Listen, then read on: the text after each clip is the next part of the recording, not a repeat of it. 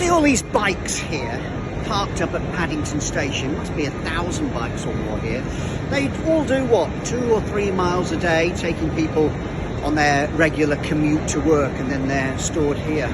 Well, my bike's going to go off a little bit of adventure today. I'm going to head off around the coast of Britain, slightly more than 2 or 3 miles, several months. Wish me luck. Ta-da! The 10:32 Great Western Railway service to Bristol Temple Meads.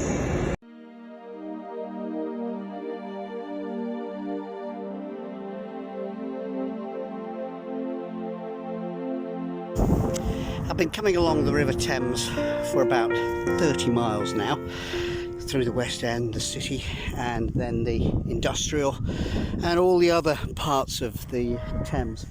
And I've come to the very last bridge on the Thames, which is down there. That's the Queen Elizabeth Bridge that takes the M25 over the Thames between Kent and Essex. And the thing is, the next time I see the Thames will be when I've gone all the way around the country and I'm heading back from Essex. Crikey, doesn't half seem like a long way.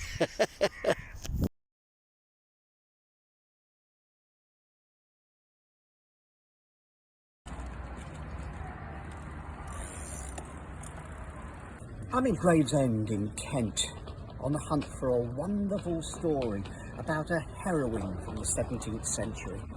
You see, the thing is, settlers took off from England to go and settle Virginia, and the leader of them, John Smith, it's a very English name, got into a bit of an altercation with the locals, and they were all set to dispatch him with a blow to the head when the chief's daughter stepped forward, and her name was Pocahontas. Yes, you've seen the Disney movie. It's true. She laid her head on John Smith's head on the chopping block and said, if you kill him, you got to kill me first. Wow, that's courage. Well, that saved John Smith. And of course, the settlers fell absolutely in love with Pocahontas. And one of them wooed her and married her. His name was John Rolfe. This is the nearest thing to the wedding certificate. Wow. So she was brought back to England as a bit of a celebrity. She was showed off in court. The king and the queen were very impressed. They liked the name Pocahontas.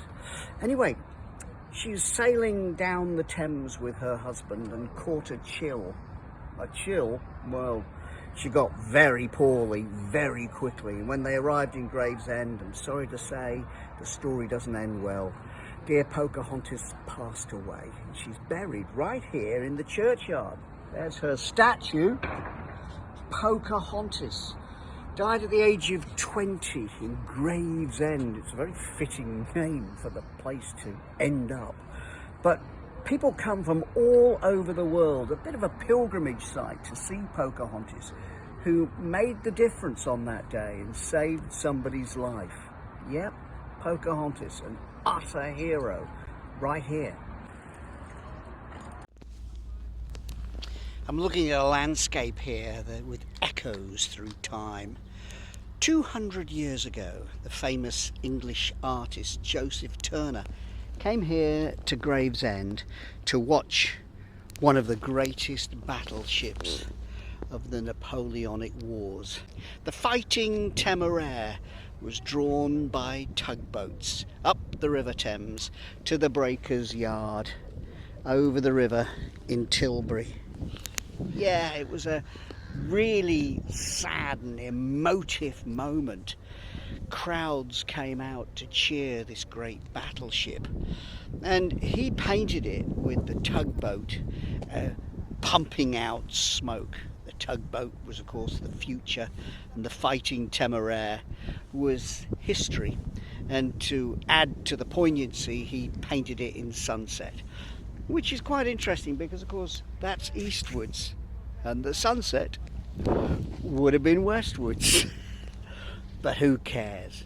He got the image right, and it hangs now in the Tate Gallery as one of the great masterpieces of the early 19th century. Here's a row of houses with a story. Kangarooville was built in 1904.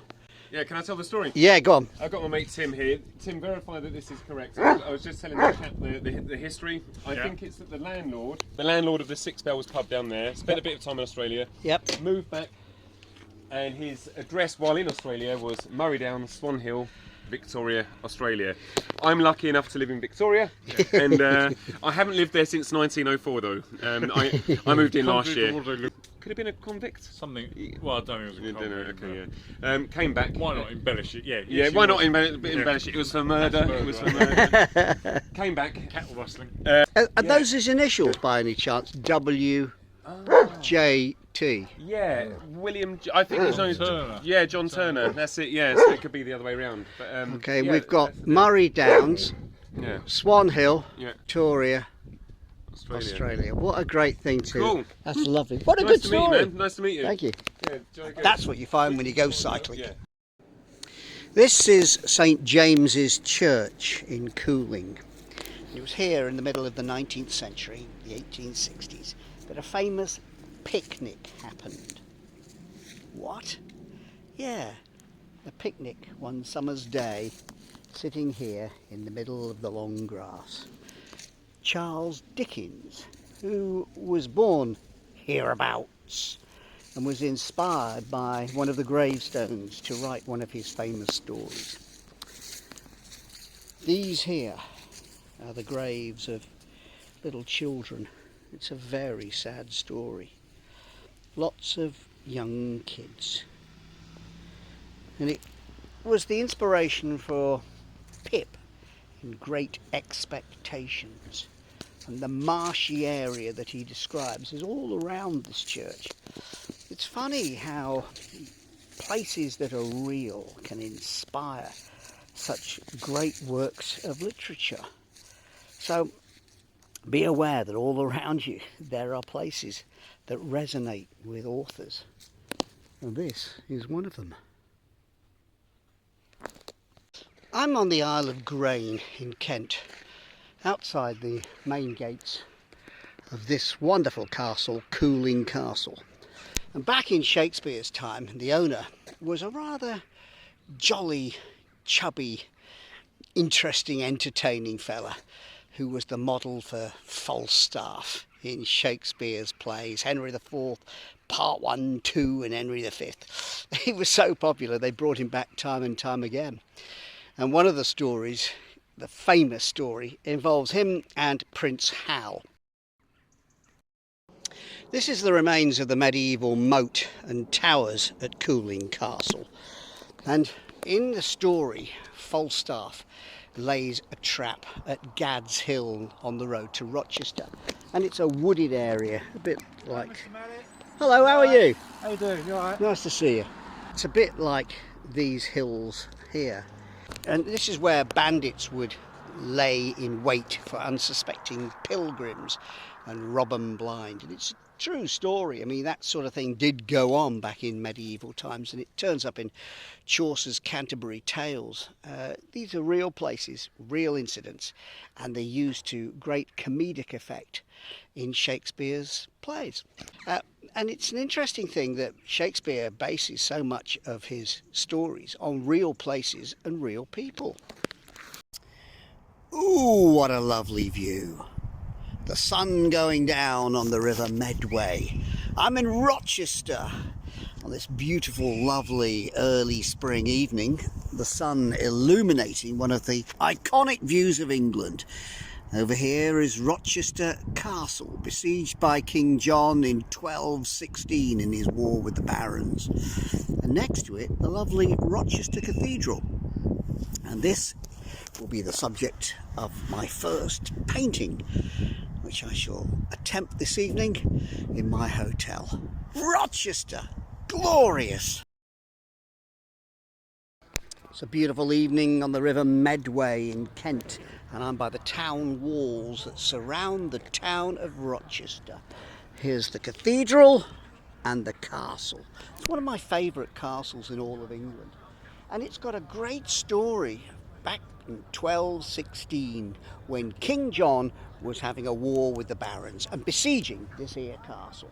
It's strategically important part way between Dover and London, and so traditionally, of course, if you're going to besiege a castle, you would starve out the defenders, haven't got time, poison the water supply, a bit tricky that, or scale the wall with ladders while the defenders throw stuff at you. Tell you what, I'll bring in the pigs. The what? That's what he did.